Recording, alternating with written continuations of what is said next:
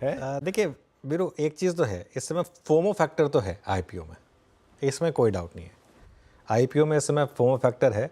Bajaj housing finance अच्छा IPO था, बिल्कुल था। पीएन गार्डियल अच्छा आईपीओ था, बिल्कुल था।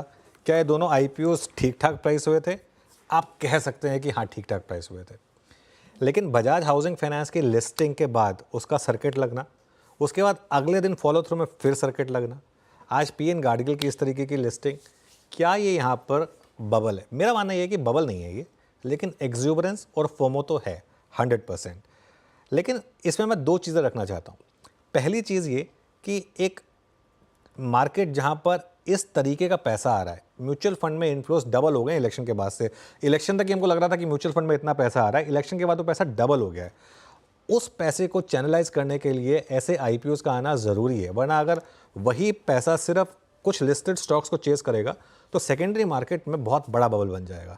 तो उस हिसाब से ज़रूरी है कि नया पेपर आए, क्योंकि नया पेपर क्या करता है, और नए पेपर में नॉर्मली प्रमोटर बेचते हैं या इनसाइडर्स बेचते हैं जो ऑलरेडी काफ़ी पैसा बना चुके होते हैं। लेकिन एक साइकिल आती है जिसमें सेकेंडरी शेयर होल्डर्स को पैसा बनाने का मौका मिलता है। तो उस हिसाब से ये एक ज़रूरी है कि जिस तरीके का इनफ्लो मार्केट में, और अब तो एफआईएस की तरफ से भी पैसा आने लगा है, तो ये पैसा जाएगा कहाँ इवेंचुअली? वो सेम 25 स्टॉक्स तो नहीं चेस कर सकता। तो ज़रूरी है कि नए आईपीओज आएँ, क्यूआईपीज आएँ, एफपीओज आएँ, ये सब आएँ। दूसरा, आईपीओ मार्केट की स्टेज होती है, 4 स्टेजेस होती हैं उसमें। पहला, good stocks eight good price. वो होता है जब बेयर मार्केट खत्म हो रही होती है, कंपनियां आईपीओ लेकर आ रही होती है, तब वो शुरुआत होती है।